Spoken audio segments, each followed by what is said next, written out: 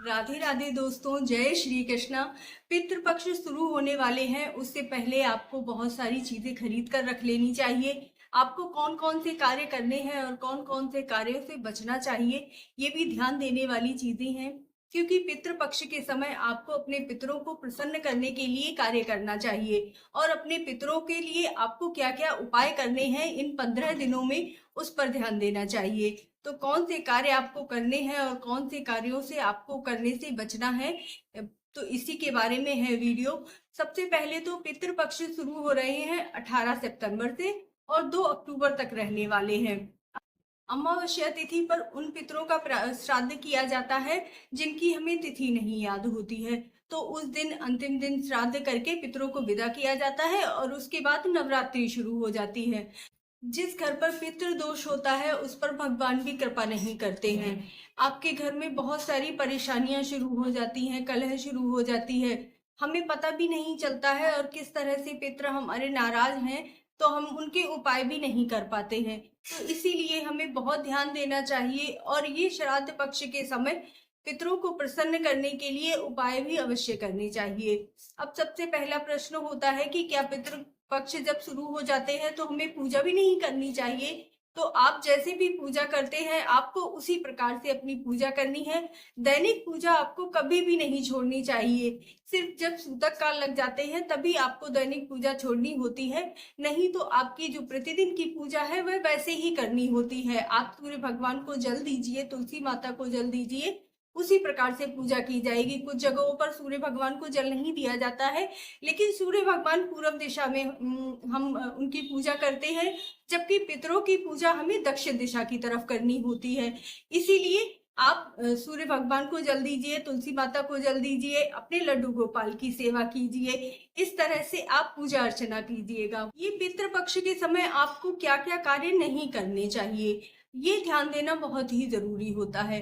पितृपक्ष के समय जो भी माताएं, जो भी बहनें हमारी ससुराल में हैं या मायके में हैं, तो उन्हें अपने मायके से ससुराल और ससुराल से मायके आने से बचना चाहिए। अच्छा रहता है कि आप जिस जगह पर हैं वहीं पर अपने पितरों को प्रसन्न करने के लिए उपाय करें और अपने नियमों का पालन करें।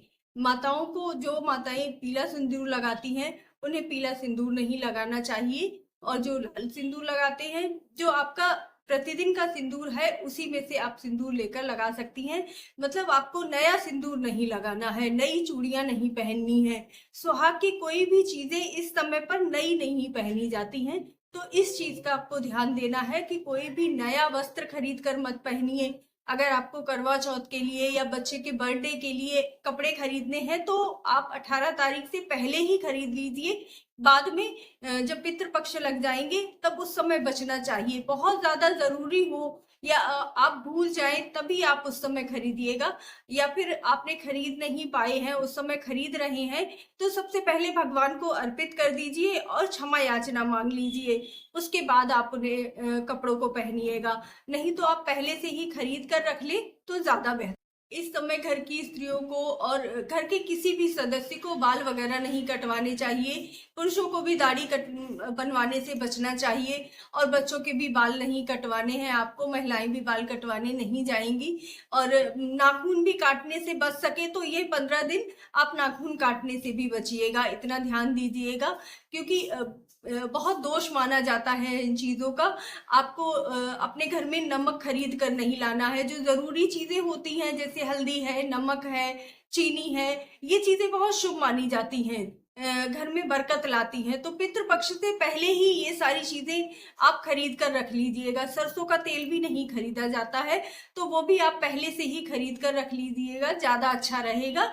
और इस तरह से पितृपक्ष के समय अपने पितरों को प्रसन्न करने के लिए ही कार्य करने चाहिए। और अगर आप श्राद्ध करते हैं तो बहुत ही अच्छा है, नहीं तो आप एक कार्य जरूर कीजिएगा। ये 15 दिन जब तक पितृपक्ष चल रहे हैं, पहली रोटी तो आप गाय के लिए निकालते ही हैं।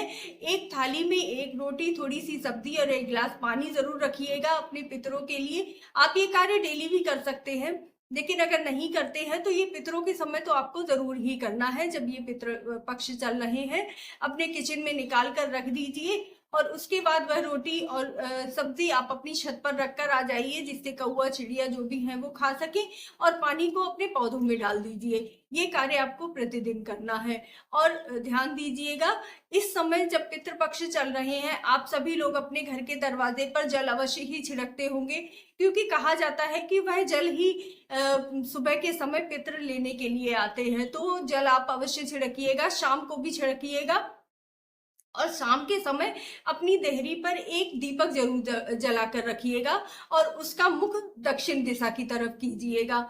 ये बहुत ही जरूरी चीजें होती हैं। अगर आप शाम का दीपक आप काम की व्यस्तता की वजह से नहीं जला पा रहे हैं, तो इस समय तो आप ये काम जरूर ही कर लीजिएगा। और इसके पश्चात आप अगर थोड़ा सा समय है तो पीपल पर जल चढ़ाकर आइए, शाम को दीपक जलाकर आइए। ये 15 दिन ये छोटे छोटे उपाय पितृपक्ष में जो दोष लगे हुए होते हैं उन्हें समाप्त कर देते हैं। हमारे यहाँ नियम है कि जो बड़ा पुत्र होता है, जो छोटा पुत्र होता है, वही माता पिता की श्राद्ध करता है, तर्पण करता है। मंझले को ये सौभाग्य नहीं प्राप्त होता है। तो लेकिन यदि आप बीच के भी हैं, तब भी आप ये छोटे छोटे कार्य अवश्य ही करते रहिएगा, क्योंकि आजकल इतनी विवाद हो गए हैं, लड़ाई झगड़े हो गए हैं, बड़ा भाई नहीं कर रहा है, और दोस्त तो सभी पूरे परिवार को ही लगता है। अगर बड़ा भाई नहीं कर रहा है, छोटा भाई भी नहीं कर रहा है, लेकिन दोष पूरे परिवार को लगेगा। इसीलिए ये ध्यान दीजिएगा कि आप ये छोटे छोटे उपाय तो अवश्य ही करते रहिएगा। यदि आप इस समय किसी तीर्थ स्थान पर जाना चाहें तो जा सकते हैं, बस मायके या ससुराल मतलब पक्ष में जाने की मनाही होती है, लेकिन तीर्थ स्थान पर जाया जा सकता है, छोटी मोटी यात्राएं कर सकते हैं।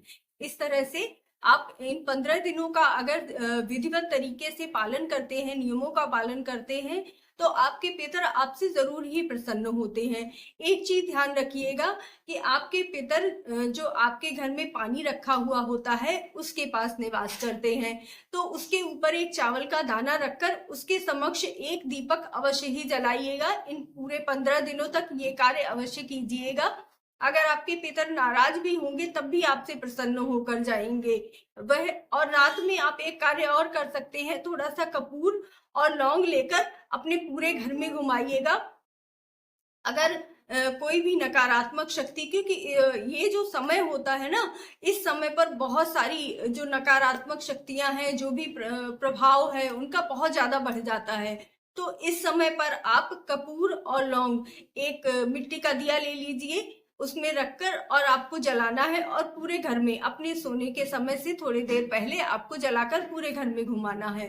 तो ये कार्य भी आप जरूर कर लीजिएगा, और देखिएगा आपके घर में जो भी आपकी इच्छा होगी वो पूर्ण होगी, जो भी परेशानियां चली आ रही होंगी वह भी दूर हो जाएंगी। और एक जरूरी बात आपको बताती हूँ, जब मैं काशी गई थी तो मैंने वहां पर एक पिशाच मोचन घाट देखा था। वहां पर पूजा करवाई जाती है पितरों के लिए। काफी लोग होते हैं कि बड़े भाई नहीं कर रहे हैं पूजा, तो पूजा कोई भी पूर्ण नहीं हो रही है, कोई भी पूजा करने जाते हैं तो उससे पहले घर में कलह शुरू हो जाती है, इस तरह से होता है, और बड़ा भाई भी पूजा नहीं कर रहा है। तो आप इस घाट पर जाकर बड़ी अच्छी तरह से वो लोग पूजा कर देते हैं आपके पितरों के लिए। कितने भी पुराने पितर हों उनकी पूजा हो जाती है और उन्हें मोक्ष प्राप्त हो जाता है। तो अगर आप करवा पाए तो ये पूजा भी आप अवश्य ही करवाइएगा, बहुत ही अच्छी रहती है पूजा ये। हम लोगों ने करवाई थी, तो आप भी करवाइएगा।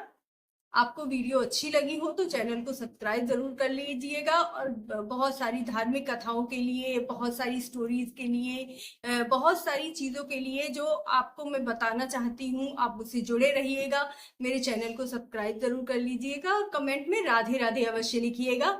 आपका एक लाइक, एक कमेंट मेरे लिए बहुत मायने रखता है, तो मुझसे जुड़े रहिएगा। जय श्री कृष्णा, जय श्री राधे राधे।